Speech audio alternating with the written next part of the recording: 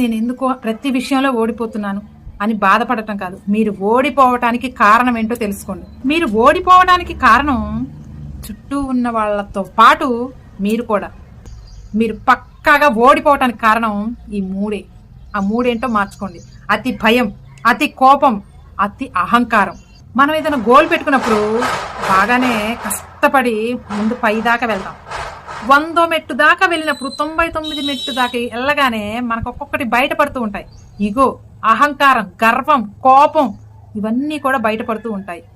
అవి లేకపోతే ఆ 100 మెట్టు దాకా చేరుతాం. కానీ 99వ మెట్టు ఎక్కిన తర్వాత 100 మెట్టు ఎక్కే లోపు మీకు ఇవి బయటపడ్డాయో విజయం రాకుండా ఆపేస్తాయి.